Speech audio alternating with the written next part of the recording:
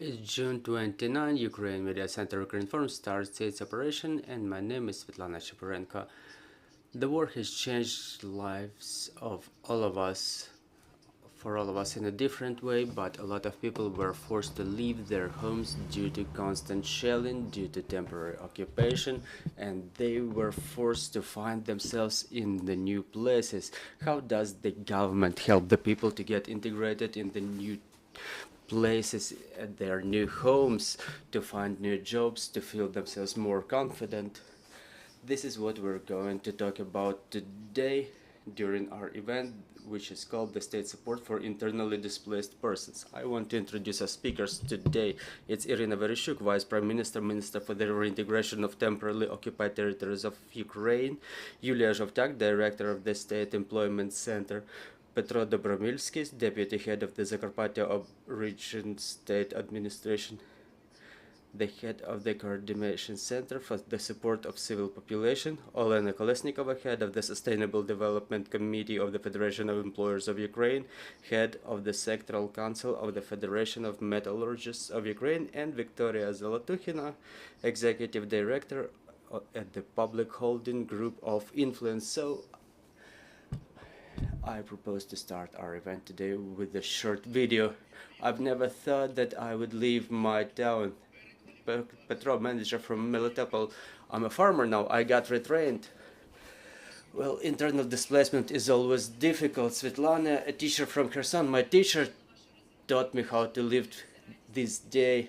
Oksana, entrepreneur from Mariupol, I wanted to share my joy. I got the grant and I opened this cafeteria. Internal displacement means new opportunities too, though the war has changed our lives.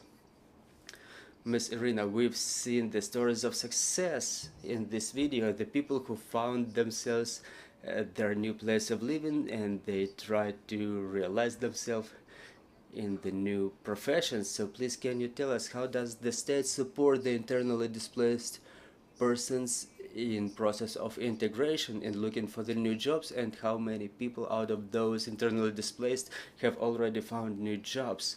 Thank you very much for the invitation. Thank you for organizing this event. Thank you, Mr. Petro, for coming from remote region of Zakarpattia, but it's so close to our hearts because there is so many internally displaced persons, and I want to thank the military administrations who took the burden of integrating the internally displaced persons to help them become the full-fledged members of those communities who are active, whose self-realization is the main priority for the management of the region, of the territory, of the communities, and for us as the representatives of the government.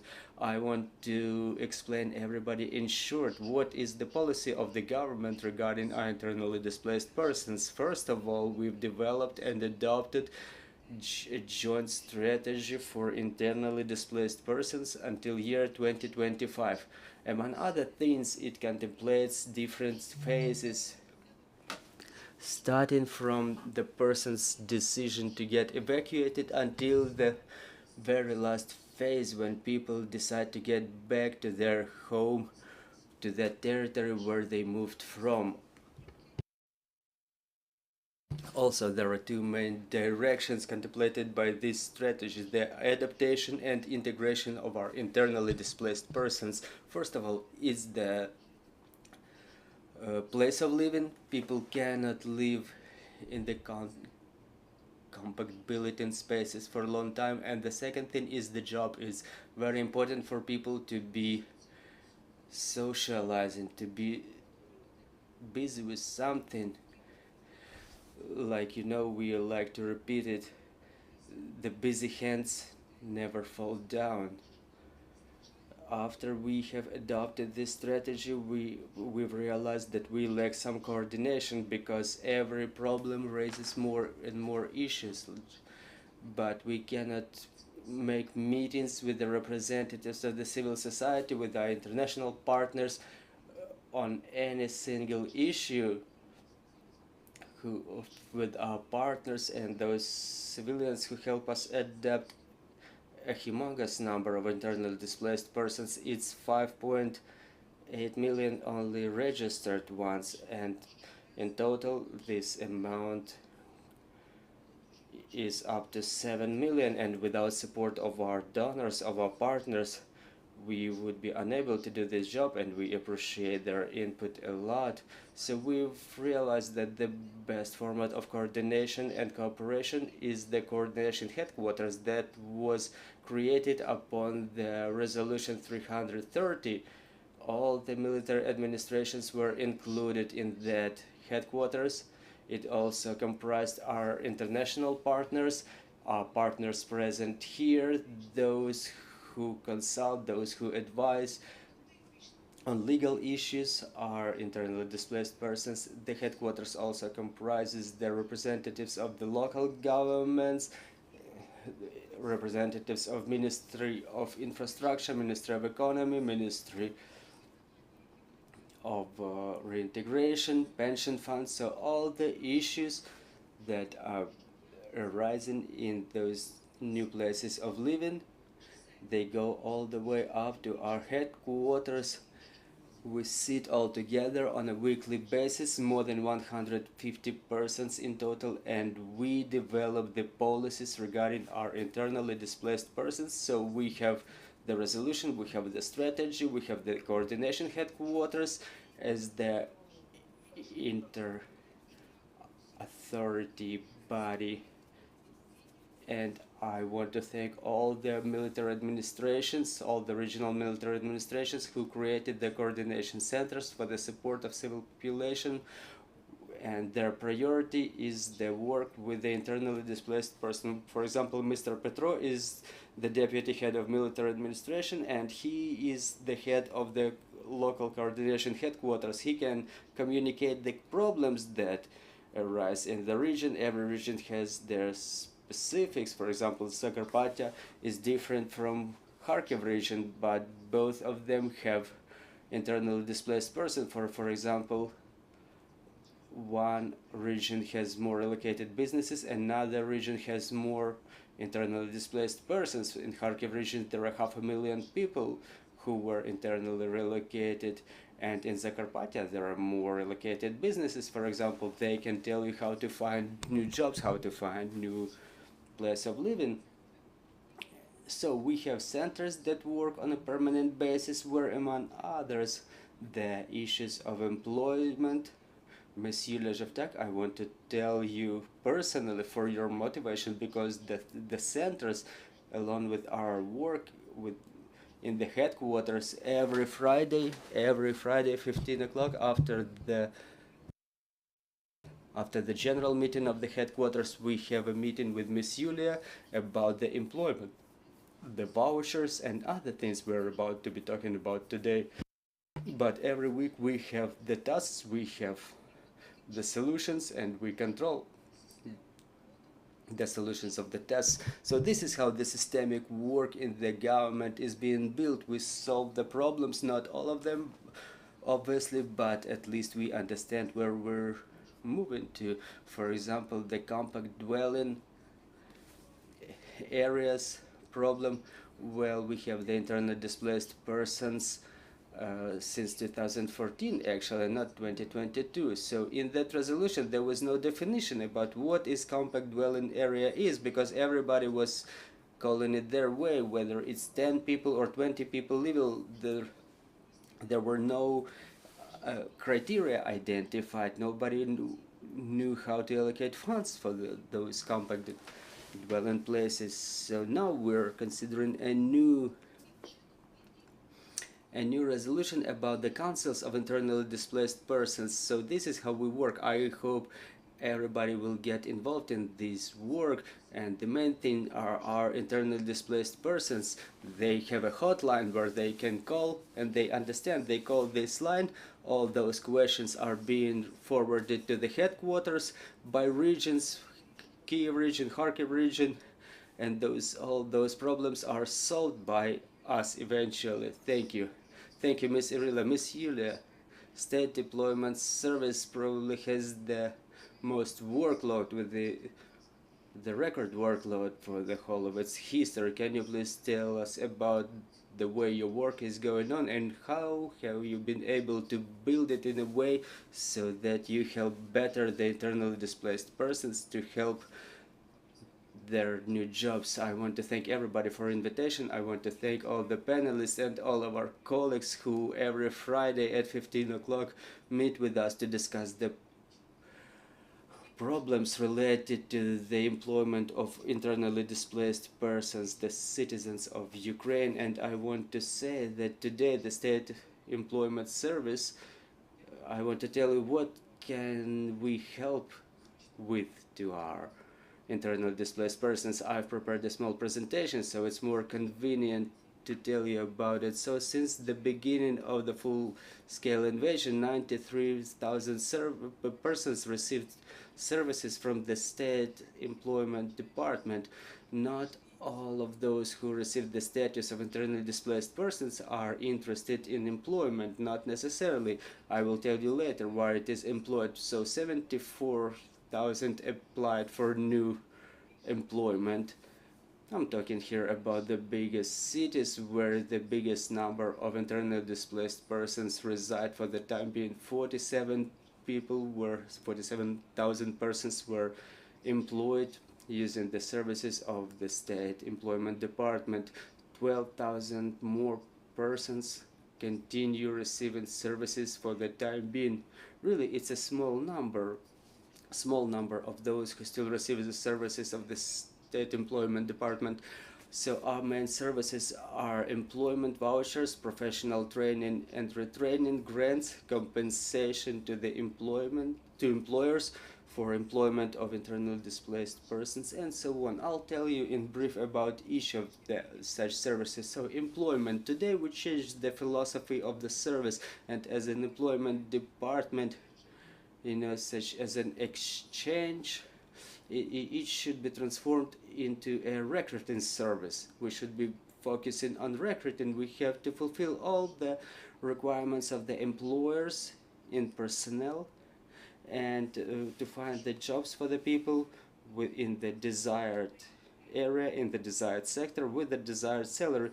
If there is no such job in the region, we make analysis throughout the region, and we offer people other employments with which contemplate other skills, and for that purpose we involve people in retraining processes, and probably we change their professions because this is the trend. The world is moving in training during life. If you get the education, it doesn't necessarily mean that you work all your life at one single place of employment. The world is dynamic, and Ukraine is moving this dynamic way. Voucher, I will tell you a little bit later about vouchers. So now I want to tell you about the retraining and requalification. So professional training, any person who is registered as unemployed with the employment service, they get the retraining services or refresher trainings for free. More than 300 different training courses, professions, qualifications. People can be trained in from 4 to 6 months. Some training courses are just only 1 month long, depending on the profession.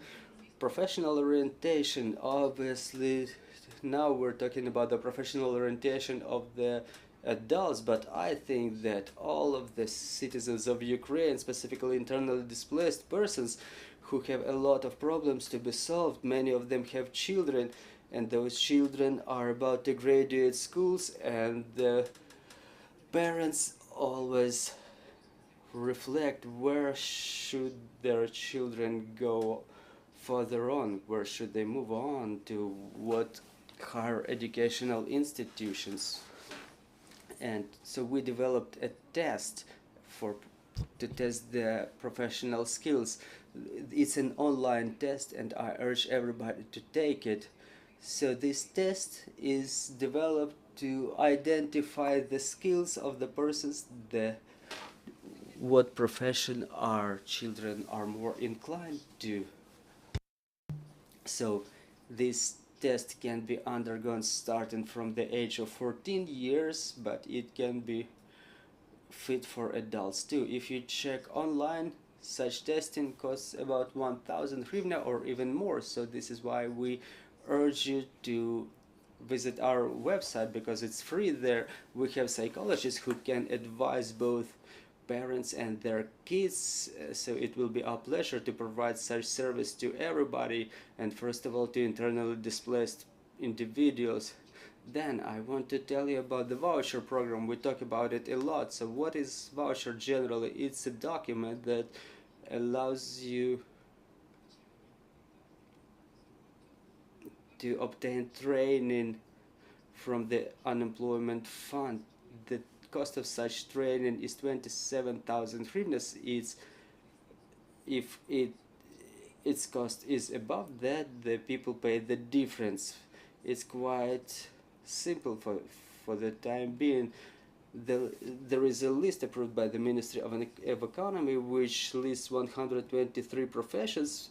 The list is being constantly updated, so people choose the profession and the way it happens further on. So you go to the website of the State Employment Department, you click on Obtain Voucher and you submit your application there. From the 1st of June we'll launch such an option as an application for voucher. I want to show you what happens next. So from the 1st of June 2023 we got 1,240 such online applications, and almost 1,000 of such applications came from the internally displaced persons.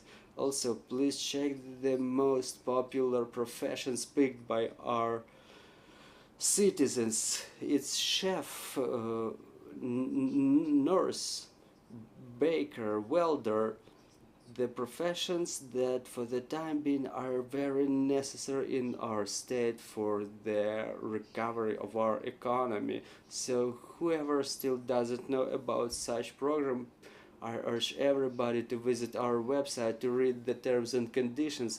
And what's easy about that, you submit the application and our advisor contacts you within 3 days, and we invite people to the employment center which is closer to them.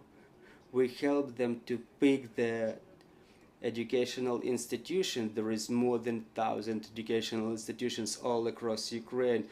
We get in touch with the educational institution to facilitate the communication between them. We help them to enter into agreement and the people start their training. So this program is developing now, and one of the categories are internally displaced persons for whom it will be very convenient.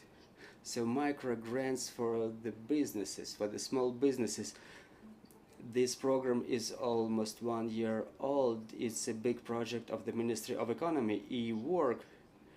The program is being implemented in coordination with the State Employment Department. The micro grants in amount of up to 250,000 hryvnias are being provided, and the main condition for such people who receive such grants is payment of taxes and creation of jobs. Within a year you have to create at least 2 jobs and you have to work for 3 years paying taxes. If you have paid your taxes in equal to the amount of the grant, you within 3 years you don't repay anything to the state. More than 1,200,000,000 hryvnias were allocated within the framework of this program, and more than 3,000 new jobs were created, plus 71 million hryvnia of tax proceeds were paid starting from the beginning of this year only.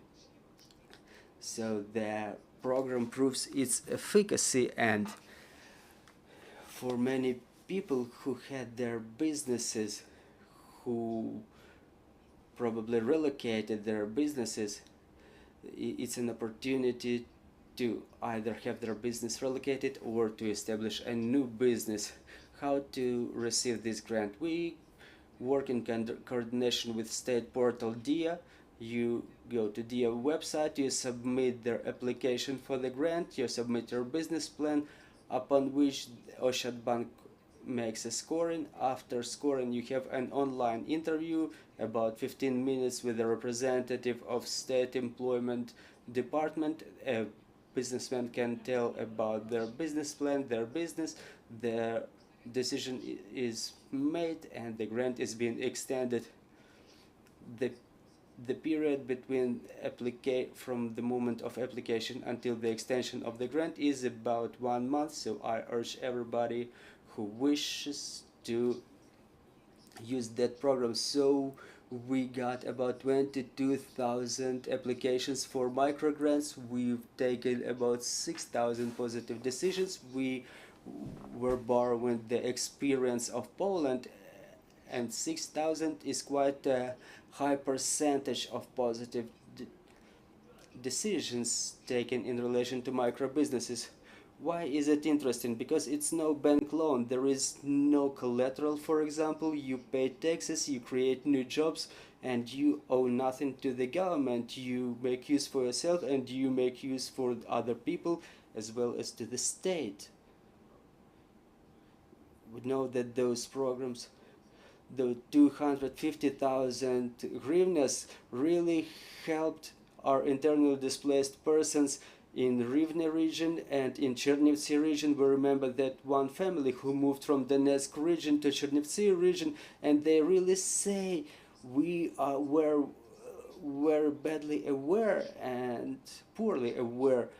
So we just need a little bit more communication, because this is what they say. As soon as we found out about this program, we got the grant extended and we made our cafeteria. We established a cafeteria. Yeah, so you basically do nothing. You do everything online. You visit the DIA website, you make an online interview. You have to only visit the Oshad Bank department, Oshad Bank branch to sign an agreement.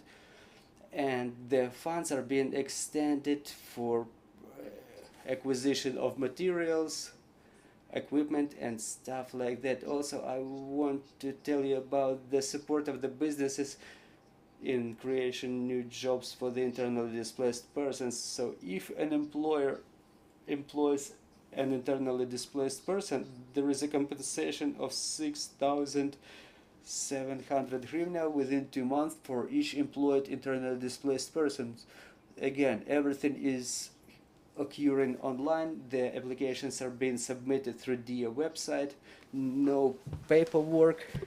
You can submit them, however, both through DIA and employment department. But as the practice proved, last year 50% submit their applications through DIA online and 50% submit them offline through the window of State Employment Service. So anyway, we got 14,000 applications, and the number of disbursed funds is 288 million.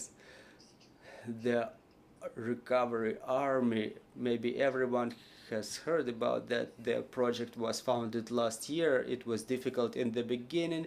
It was difficult to put together the paperwork, but now we got about 31,000 people forwarded to the works. More than 2,600 internally displaced persons are involved in such works.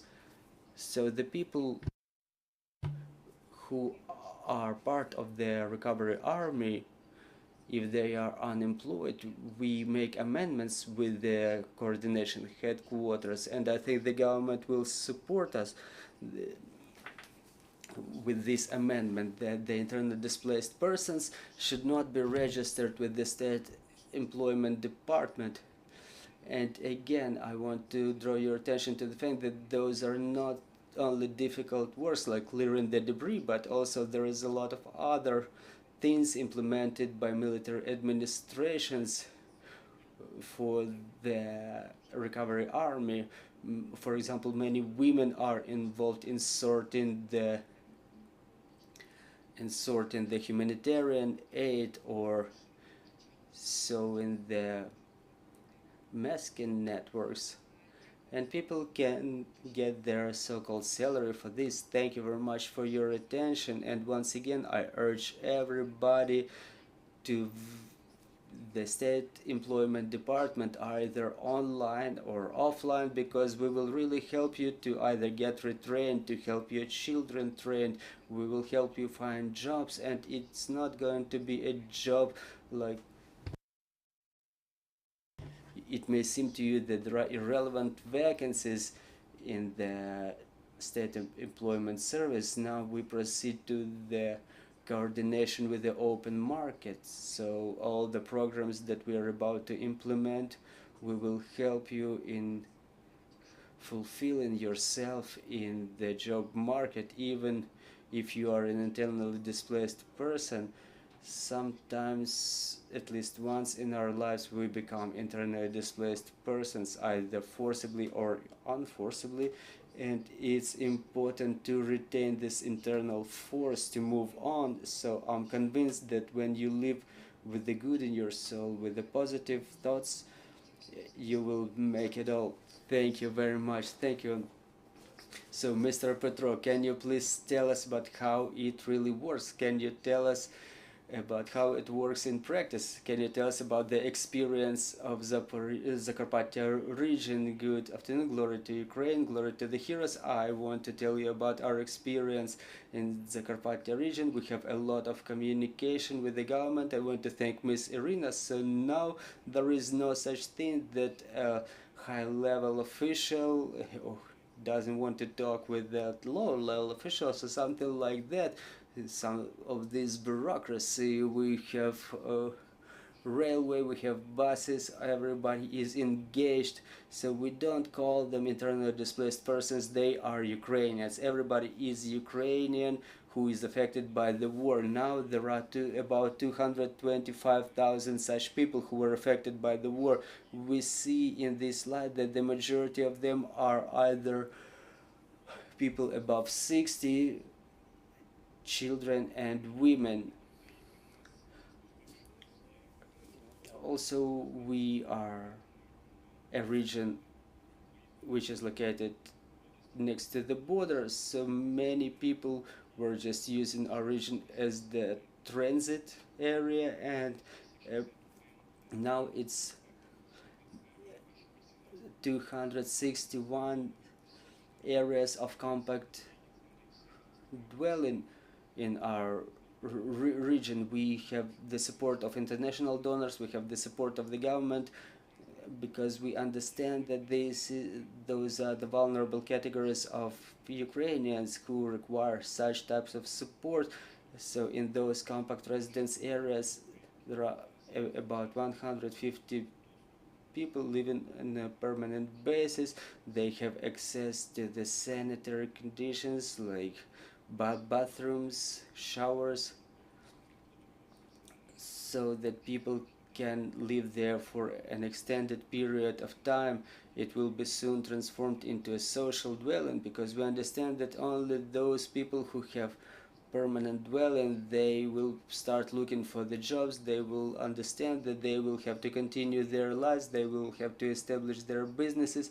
So we have 32 facilities in work, 135 finished facilities, and there are 49 vacant facilities. We have a list of organizations who got involved in this program, and the most of the facilities were built by the local administration at the expense of their budget. We have 32 recovered facilities, and there are 4,000 bunks for residents, for temporary or permanent residents. We understand this tragedy that occurred in Kakhovka recently. We understand that there will be a need to accept more people. There is a program developed in Zakarpattia region for more than 1 month. We extend 4,000 hryvnia to those residents of Zakarpattia who allocate spaces for 2 or more internally displaced individuals. They submit an application online through the portal of the military administration. So we developed a mobile application where you can submit the application for those 4,000 hryvnias to put those 2 people at your home. So those are the additional funds extended at the expense of the state budget in coordination with the Red Cross, with the international donors. So we provided timber for heating for the internally displaced persons and to those who put them in their homes. Also, we have a budget allocated for recreation of their children. We try to pay the most attention. We try to pay the most care to the children. For example, in winter, we were receiving children from Kherson. It was a task of the Ministry for Reintegration, and within more than a week, when children came to us for recreation, the children were not even taking off their clothes, and we invited John Osborne, a musical therapist from England, and it helped children to kind of relax. We had psychologists working with them. The children recreated. All of our services worked with them, and to take the proper decision, to understand where we should move on, we engaged the sociologists, the specialists who made a question about migration in coordination with the United Nations, and we've clearly seen what is the number of people living in our region in the shelters, how many people rent equipment, what is the number of people who want to stay forever, what is the number of people who have their homes, and this is what we demonstrated here. We have realized what is the decision we need to take. We understand what is the percentage of people who want to stay in Zakarpattia region, and we understand what is the amount of funds we have to raise to build the residences for them, to find jobs for them, and so on. And regarding the job market, the study has shown us clearly what is the number of people working remotely, because a lot of people were working remotely, people were working in the offices, and we've realized that it's 18% of the people who were looking for the jobs. Some people were not looking for the jobs just because they have no place to live. And this is when and how we realized how to submit the information so people receive it. We've seen those 76% of the people who receive information from the internet, and 60% of that information is about the jobs from the state employment service, from their friends through internet. And this is how our portal helped us, because we synchronized it with the employment center, and employment center conveys the information to us. People can submit an application either through the employment center website or through our website. They can apply for new jobs. Now all the territorial communities, in coordination with the employment centers, process all the employers working in their communities, all the businesses, and all the list of all positions that will include salaries, the social packages extended by this or that organization, because many businesses provide, for example, daily meals, or they provide bulletin, or they provide transportation, because sometimes we don't have sufficient transport to bring them to the locations of their employment. Well, this process will allow us employ more people, because we understand every employed person is one more hryvnia to the budget, a step closer to the victory. Everybody should be either employed or be an employer, be a business person. So a lot of businesses were allocated to the region who now adjust their operations, and the model that we implemented is to have the industrial parks, the big businesses who are recovering now, so that they build bulletins there. The bulletin is being built according to a state program, third. So 1/3 is paid by the business, 1/3 is paid by the government, and 1/3 is paid by the territorial community. So it's the bulletin for those workers who are about to work at that company. We have 2 such projects already implemented in Perichin and Tachiv region, and in Bativ we were making this presentation. I've gathered all the donors, and we've presented this program. A business has been built there that is about to employ 200 people there. So we urge private businesses to build bulletin there. They are about to pay salaries that will allow them to pay for allow the employees to pay for their bulletin. And we continue this project. We want to implement this formula to extend 20% for the people of the vulnerable categories, for example, the families of the veterans or the family of the disabled. So we understand we have to retain this category. Another program discussed with the donors, and the donors are already ready to co-fund that program, the construction of the social residences. We have 49 facilities that we are ready, the 49 vacant facilities which are ready for reconstruction, and they will be reconstructed and modernized as the social residence. And 80% of those who will be dwelling there will be those who are looking for the jobs, and 20% will be retained for the 20% of the vulnerable categories of the internally displaced persons. So people will be able to work there and to pay taxes.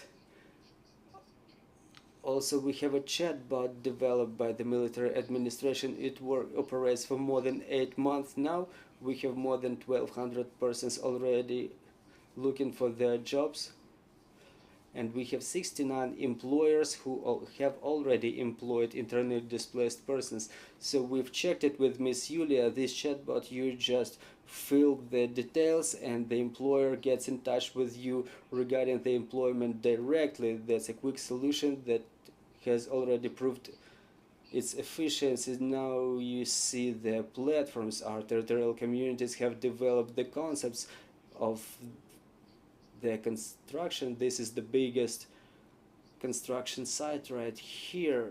Those residences will be built around the big businesses which were relocated. So we have this questionnaire right here. All the businesses will be questioned, and all this information will be posted in our web portal and in our employment center. So this is in brief about the work of our community and the military administration.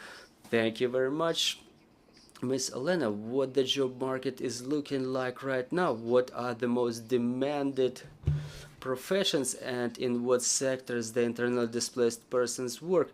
Oh, I want to thank everybody for organization for this event. We're saying here that we don't communicate sufficient information, we don't communicate it enough, so this is why I want to thank you for this event. Why is it so efficient? Why is our work so efficient? Because we work in a coordinated way. We want the people not to leave Ukraine, honestly. Well, because in my opinion, among those who left Ukraine, the number of those who want to return is not as big. As Mr. Pavlov mentioned, every step close, every hryvnia paid to the budget as a tax is one step closer to the victory, because every people who help to recover the country, because we don't wait for the end of the war, we start doing it now already. If I get the clicker, I will, when I was preparing about what we were doing, we were talking about the challenges for the people, but there is a huge number of challenges to the businesses too, which resulted from the war. First of all, the migration situation both inside of the country and outside. It's a huge challenge for the businesses, because there is no business without people. The director of any company will tell you that not the owners, not the directors are the ones who do the job, it's the employees. We've survived terrible times for the industry, such as blackouts, when the lights were off, when the industries could not work. They were not ready for that. That was a change of investment plans, because we had to provide for alternative sources of power. We had to realize how to repair it. We realized that we have to allocate more people as power and electric power technicians, but we didn't have this number of people in the country, plus the mobilization. We've realized that the majority of the industrial professions are male professions. There were bans since the Soviet times. They existed even during our independence, so we have not renewed the gender balance for those professions. The people went to the front lines. They had to be replaced quickly with the people who can fulfill the same functions.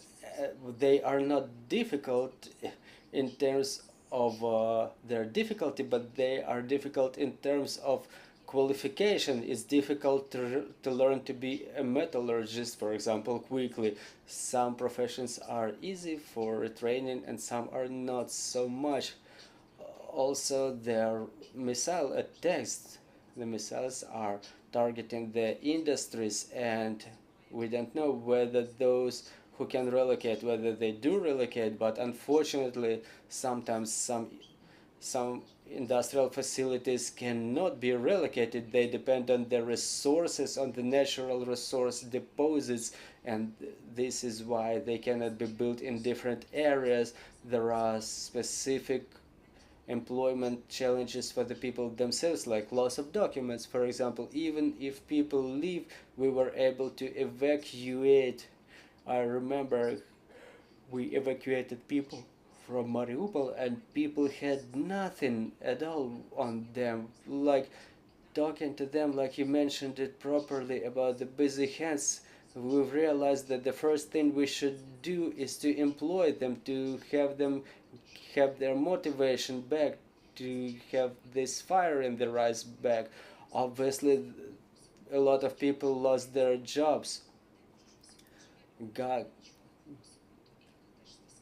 like, I hope just everybody stays alive, but I'm not even talking about the retention of the jobs. We were talking about the psychological condition of the people. We realized that is the people who want to continue working. Sometimes they want to continue training, retraining.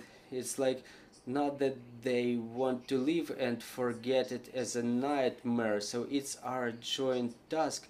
When talking about the challenges for the businesses, it's our joint task how to solve those businesses. This is why in the beginning of the full-scale invasion, when we realized that there is a huge number of people who are left with nothing, even without documents, and we had this reform almost over about the employment centers, we want to thank this resolution of the cabinet of ministers, which allowed to start new job on a declaration basis. So the first qualification centers, they started confirming the qualification.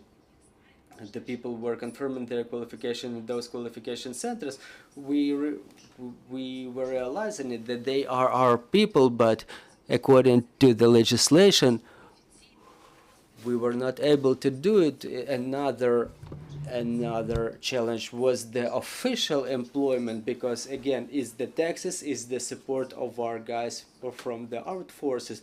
So this is how we legalize them, so to say. We've updated the documents for them, and then we proceeded to solution of other issues such as bulletin jobs and stuff like this. So talking about the results, almost 1,200 people underwent this procedure of requalification.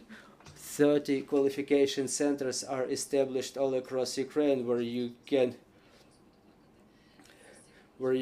go and get retrained. Well, I don't want to tell the name of a place because I'm about to be breaking in tears. So the people have this qualification and we want them to continue working. They are good specialists, but they don't have documents to confirm this. Again, through the qualification centers, we confirmed their qualification.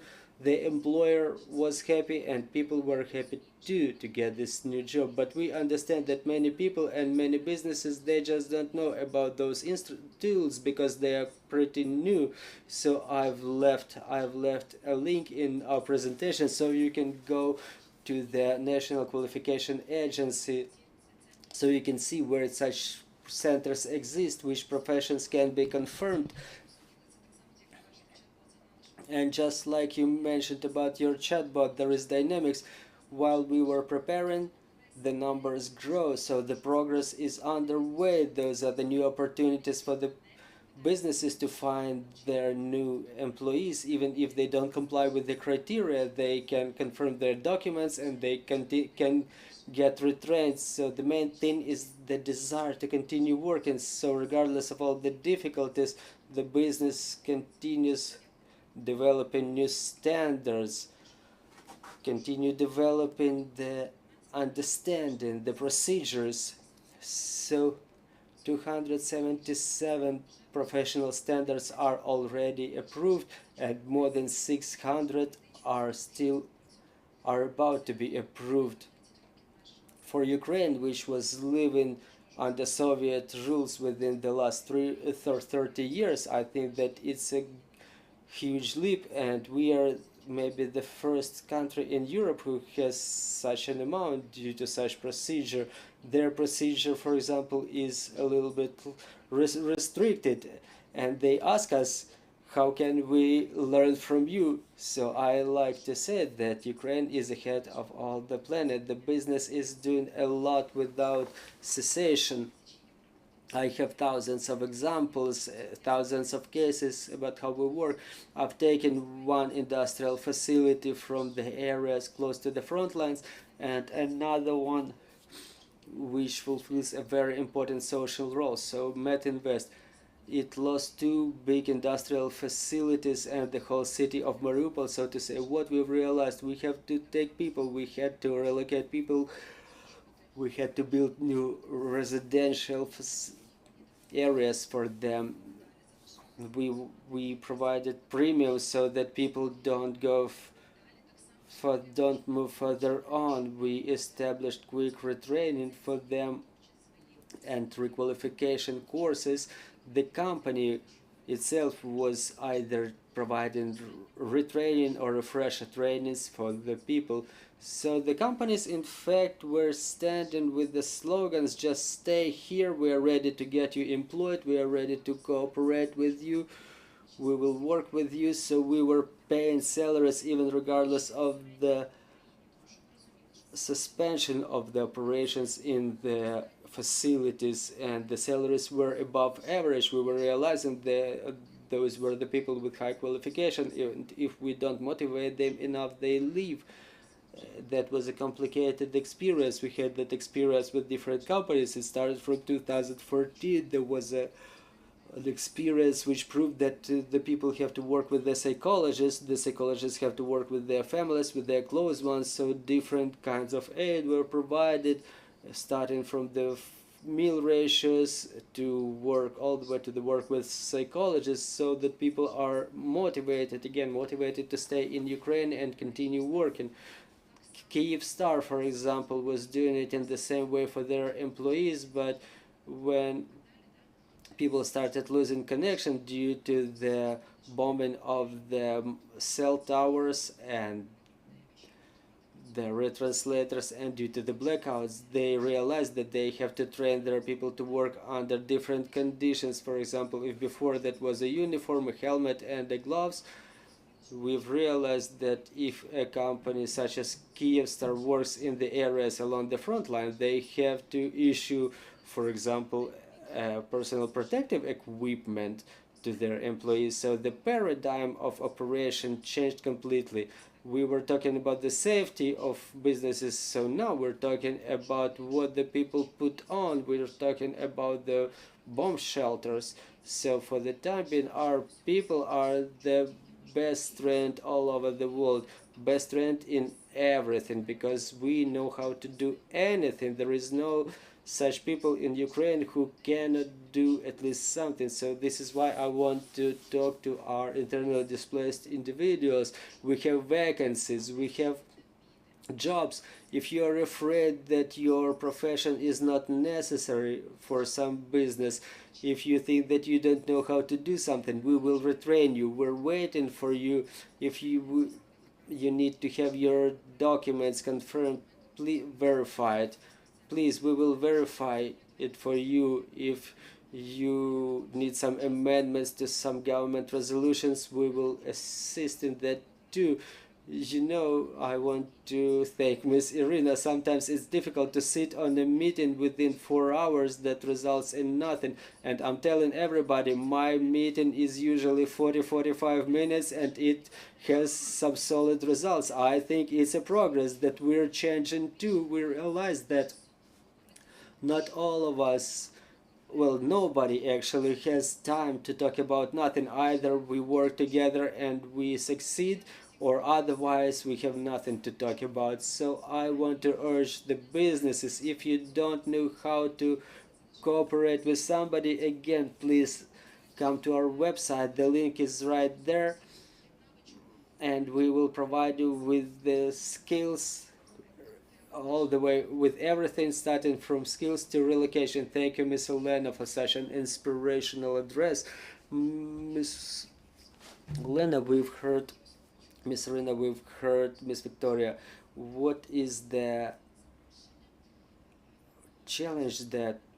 what is the main challenge that is being faced by the citizens and by the employers?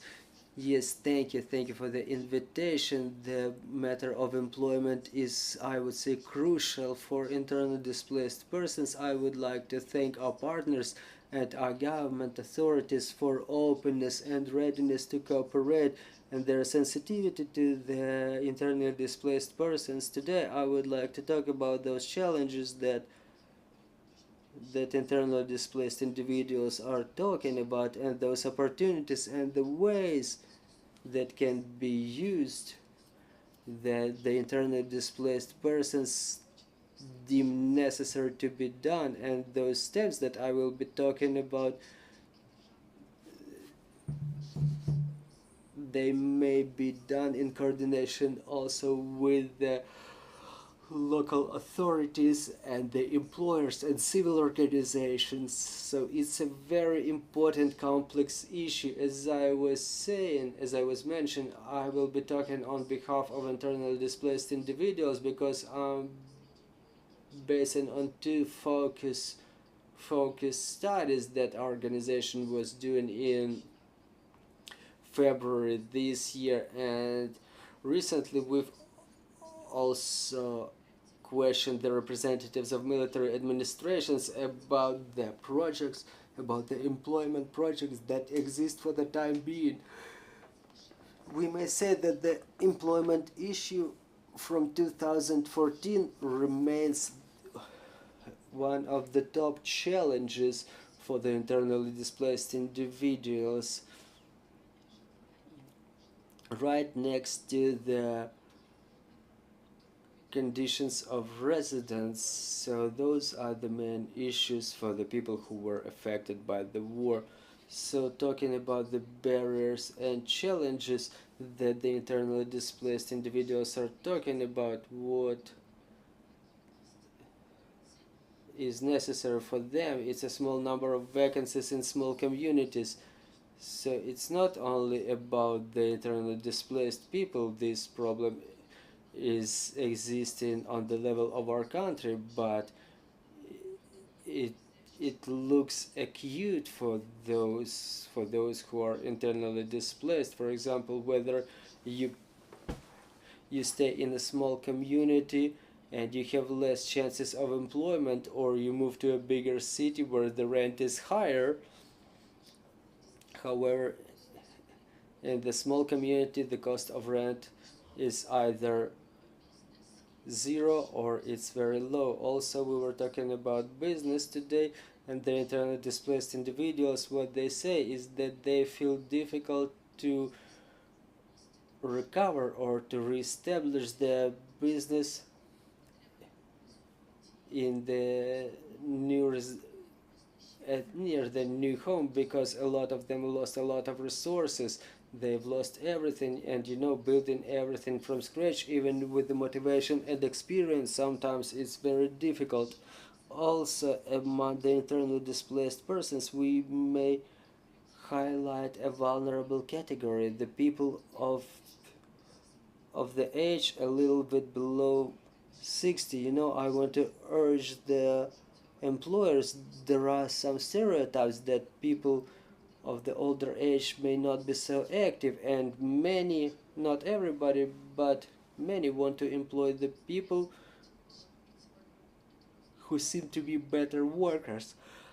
And those people of this pre-pension age, they still don't obtain pension payments according to their age, but they still feel difficult to find new jobs. There are also certain stereotypes. Obviously, there is an objective component. However, frequently the internally displaced individuals are being rejected because the employers are afraid that those people don't come for a long time, that they are about to return to their home, and it doesn't make sense to employ people for some brief period. This is why they give their preference to the local population, to those who live for a long time in this or that community. And I think in that case it's more interesting for the journalists and for the local population, or for the local authorities. The people talk more about the communication, about the information availability. Obviously in the big cities there is more information, there are commercial websites, but in the villages, the small communities, it's more difficult there. People don't use such websites, or they cannot find vacancies in that area, and if people are not so apt with the internet, it's even more complicated. This is why taking the information about those projects that exist now, well, such projects do exist, but people just can't find that information, or the absence of the employment which is in accord with people's qualification. People were forced to relocate, and the industries, say professions, for example, they used to work in, they don't exist even in that region, so people get lost, they try to find themselves, and this is where they need support. And what was already emphasized is a difficult emotional and psychological condition of internally displaced individuals. Now there are thoughts that there are internally displaced people who don't want to work, they want to live on social payments, they want to live on welfare. They're not looking for the new jobs actively, and I want to draw the attention of the employers that the internal displacement is a difficult, psychologically difficult event, you know, and it's not about laziness, it's just an emotional condition when people lose their motivation, and it's important to support them rather than to oppress. Those are the small barriers, but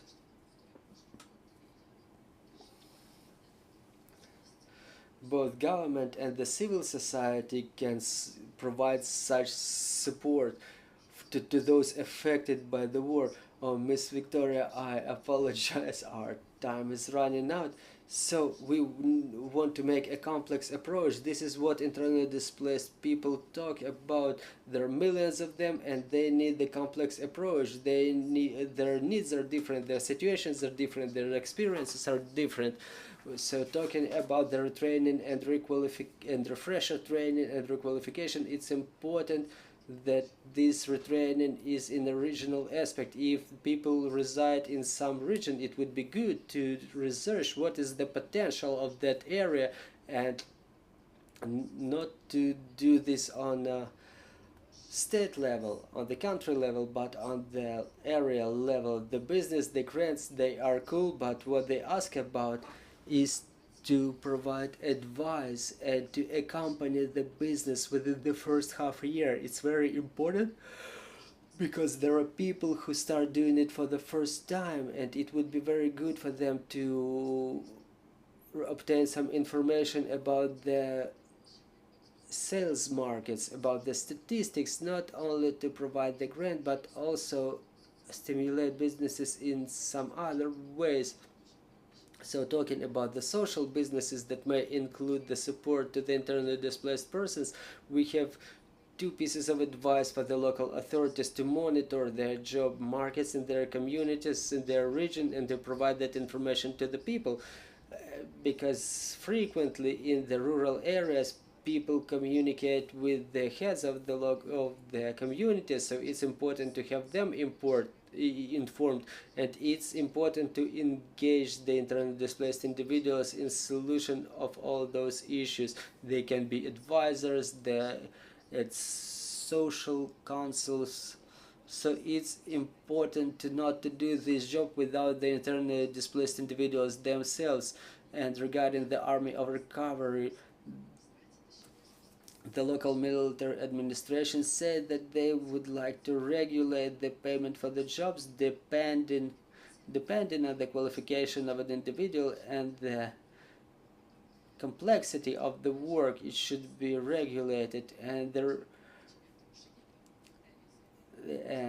the limitations should be lifted for training vouchers. There are certain restrictions still, and it would be good to have those criteria reviewed for the internally displaced individuals, to have consultation, advice, and retraining for putting together the business projects. This is what the military administrations were talking about. When people need to put together a business plan, they start feeling difficult to do so. They would like to have those consultations to be more broad, and eventually the psychological support. They can work quite well with the international donors, with the civil organizations. Well, thank you. I'm about to wrap up. All the rest of materials you may find them at our website. Thank you for the information, dear colleagues. We have time for a couple of brief questions and answers. Iryna Holovko, Radio Svoboda, good afternoon. I have a couple of questions, so if I may, I will ask the first two. First, about the compensation for the destroyed property. There is a resolution of the government. The mechanism is already approved to identify the amount of identification. How final is this amount? How they will be in accord with the market, and when people are going to receive such disbursements already? And what is the percentage of internally displaced persons who are currently unemployed officially? And maybe you have at least some brief information about how much of them can work officially. Well, the first question, I did not calculate whether that amount is final, because it's the responsibility of Vice Prime Minister Kubrakov, the Ministry of Recovery.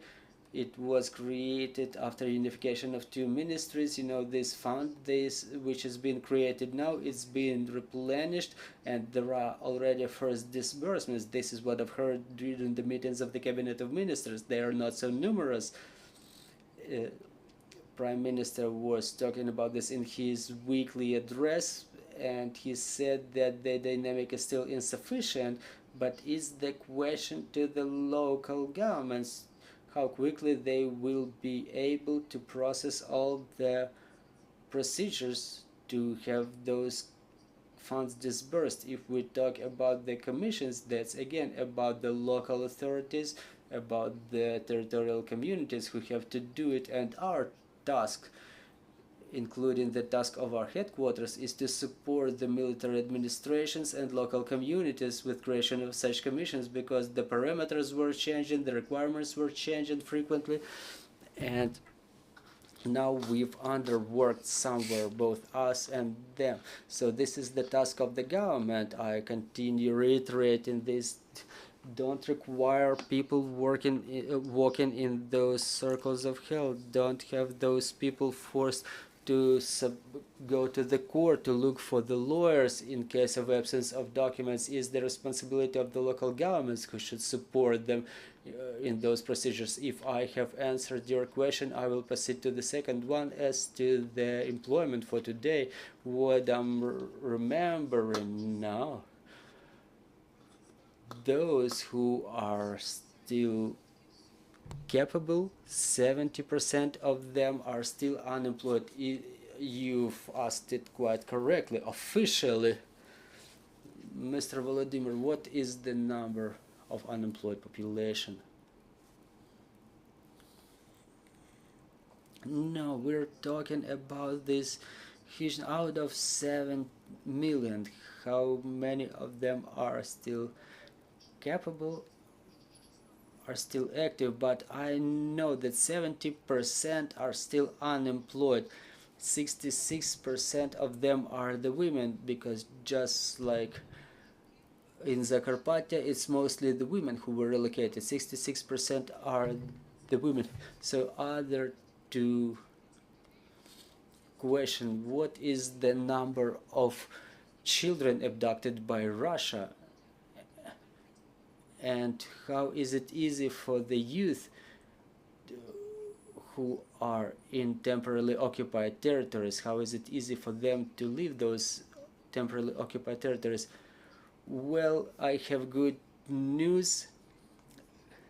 There's another child. We were ready to return from Russia. Her name is Zirka, by the way. We were transporting her through the third country, through Brest, through Poland, and this morning I met this young girl, and we wait for more kids to be coming back, to be brought back to their homes this week.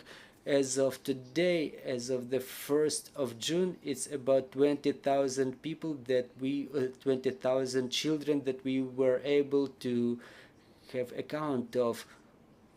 4,000 plus of them are orphan children, the children who have no foster parents, those who are being adopted, illegally adopted by the Russian families. Another except, I want to reiterate it once again, I want to emphasize it once again, we demand to have all of our children brought back, to have all of our children returned. We are ready to work with that, with the Pope, UNICEF, whoever. We're ready to work with everybody to have all of our children brought back.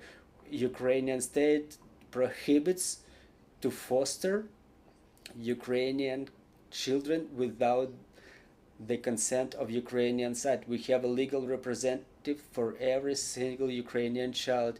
We are ready to undergo all the international procedures. We have all the mechanisms ready. The legislation allows us to do so. And again, regarding the youth coming back from temporarily occupied territories, our headquarters, again, we have this chat. I'm saying that I'm a minister of chats and bots. So every Thursday there is the meeting of headquarters for return of our youth. We will have a meeting, and everybody who reports, for example, yesterday we had a meeting where we discussed this question, where what to do with the youth who have no documents. We realized that there is a lack of communication. Even some diplomatic establishments don't know how to do it. So we've taken the decision, and the State Bodyguard Service lets people without passports. Now we know what the enemy does. They deprive our people of Ukrainian passports, so they can't come back to Ukraine. Even using the birth certificate, even using the copy of the birth certificate, people can enter Ukraine. Even without report call 1548. And please convey this information to our people. They are afraid that without passports they won't be able to enter Ukraine. They will be able. We're waiting for everybody. And what we've seen yesterday during our meeting, I want to emphasize it. Please talk to the State Bodyguard Service, not Customs Service, not everybody who is in the checkpoint.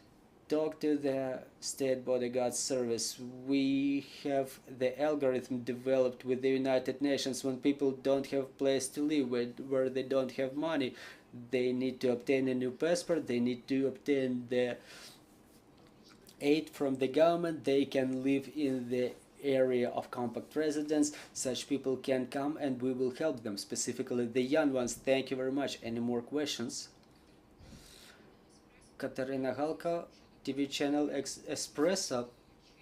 The question is not about the employment, but using this opportunity. Is there a program for evacuation of the residents of Zaporizhia and Dnipropetrovsk region in case of detonation of Zaporizhia nuclear power plant? Yes, we had a meeting with the head of the relevant headquarters. We had a meeting where we developed the algorithms, and since today probably you've seen the warning already that the training is about to change. There are the areas of compact residence. There are master points for the vulnerable categories, for the older people. If people have their transports, they will be evacuating on their own. If there are people who stay in some medical facilities, they should be evacuated with the support of the government. So today and tomorrow there will be a relevant training, and not only in Dnipropetrovsk and Zaporizhia region, but also Kherson and Mykolaiv region. They take part in those trainings too. We will analyze what does not work. If it doesn't work, we will rectify the discrepancies.